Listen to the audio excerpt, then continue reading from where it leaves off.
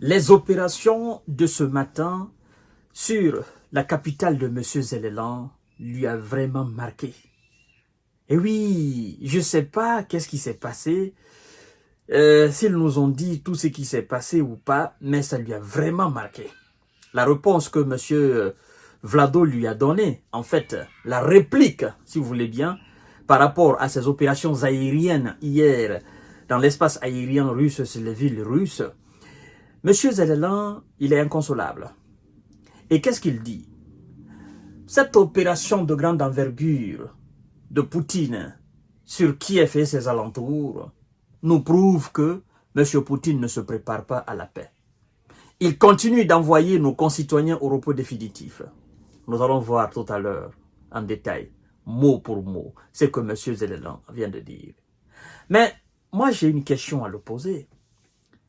Poutine, toi, tu dis que Poutine ne veut pas la paix, qu'il ne se prépare pas pour la paix.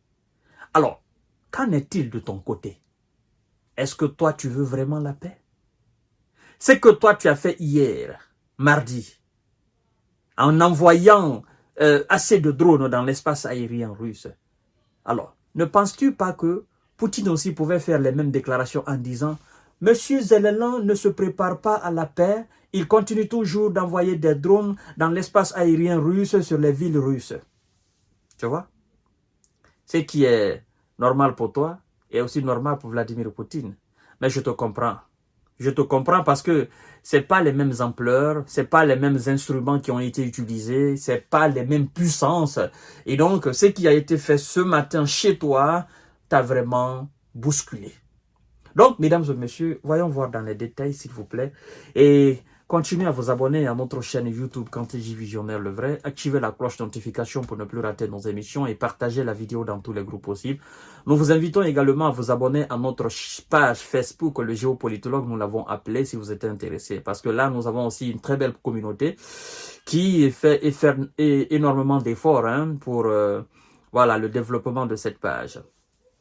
Alors, en menant ces opérations de grande envergure, parce qu'il a utilisé un terme que moi je ne peux pas utiliser ici, voilà, M. Zellelan dit, en menant ces opérations de grande envergure ce mercredi, M. Vladimir Poutine ne se prépare pas à la paix, juge Volodymyr Zelensky.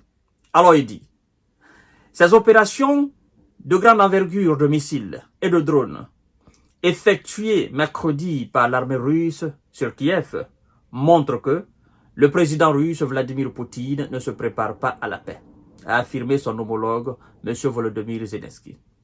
Poutine ne se prépare pas à la paix. Il continue d'envoyer des Ukrainiens au repos définitif et de détruire des villes. Seules des mesures fortes et une pression sur la Russie peuvent mettre fin à cette terreur. Ce dont nous avons besoin maintenant, c'est l'unité et le soutien de tous nos partenaires dans cette lutte pour une issue juste à la guerre, a déclaré M. Zellelan dans un message posté en ligne. Alors, qu'est-ce que Zellelan veut dire par là, qu'il n'a jamais dit? Ce dont vous avez besoin maintenant, c'est l'unité. Ce dont vous avez besoin maintenant, c'est que vos alliés continuent à vous supporter. Ce dont vous avez besoin maintenant, c'est la force. Ce dont vous avez besoin maintenant, c'est la pression qui doit être exercée sur la Russie. Ce dont vous avez besoin maintenant, ce sont des sanctions. Ce dont vous avez besoin maintenant, c'est le rapport de force sur le terrain. N'est-ce pas, M. Zellelan, si je vous comprends parfaitement? N'est-ce pas? Pour vous, pour avoir cette paix juste et équitable, il faut être en position de force. Maintenant, oh, le type ne comprend pas. Ton papa adoptif, Biden, il a juré qu'il va te mettre dans toutes les conditions possibles, dans une position de force, avant de partir. L'a-t-il fait? Non. T'a-t-il donné tout ce que tu souhaitais? Non. T'a-t-il permis d'entrer dans l'OTAN? Lui-même, il s'est opposé farouchement à cela. A-t-il permis pour que la Navy, les troupes américaines, viennent en Ukraine? Non. A-t-il accepté ton plan de victoire? Non. Alors, comment peut-on dire que M. Biden vous a mis en bonne position? Parce que si Biden n'a rien fait dans ce sens-là, tout ce que tu viens de raconter, ce sont des tralala. Tout ce que nous avons besoin maintenant. En fait, ce que tu viens de citer là, c'est ce que vous aviez besoin depuis le début de l'opération spéciale militaire en Ukraine. Mais c'est jamais venu.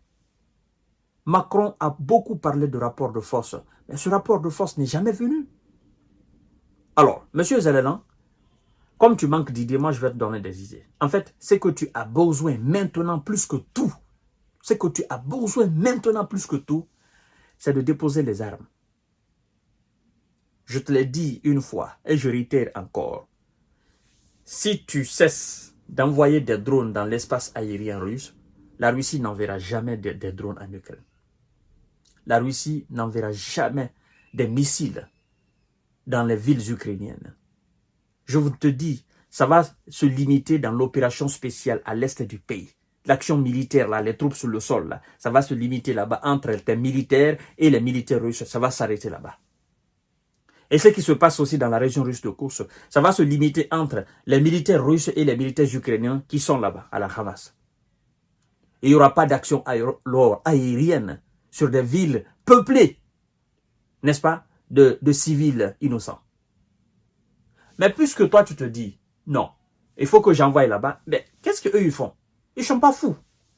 Mettez-vous à la place des Russes, Zelensky. Mais tu envoies, eux aussi ils envoient. C'est tic au tac. Alors, ne viens pas nous dire que ces actions, voilà, que la Russie a effectuées aujourd'hui en envoyant ces missiles, machin, voilà, au niveau de ces 5 districts de Kiev, ça prouve à suffisance que Vladimir Poutine ne veut pas la paix. Non, il a dit, ben, nous voulons la paix, nous voulons négocier. Mais puisque ceux qui sont censés négocier avec lui ne sont pas encore prêts, et lui, il est dans une opération militaire spéciale pour des objectifs qu'il a déjà avoués plusieurs fois, je crois que, voilà, à ton tour, tu dois mettre la pression sur les dirigeants américains pour qu'ils aillent rapidement dans les négociations avec Vladimir Poutine. Hein, rapidement pour qu'ils d'abord ils obtiennent un cessez-le-feu. Avant de parler de paix, mais d'abord obtenir un cessez-le-feu. Mais toi, tu n'es pas dans ce cadre-là. Toi, tu tires profit de ce qui se passe dans ton pays. Hein? Toi, tu encourages les gens à te donner des armes. Tu encourages tes militaires à aller sur le terrain. Tu encourages tes militaires à envoyer des drones et des missiles. Hein? Tu félicites les gars qui sont dans la région russe de Kursk. Est-ce que toi, tu veux la paix? Tu ne veux pas la paix. Donc, ne sois pas pleurnichard. Oh non, il ne veut pas la paix, machin. La paix, ce n'est pas un mouvement, c'est un comportement.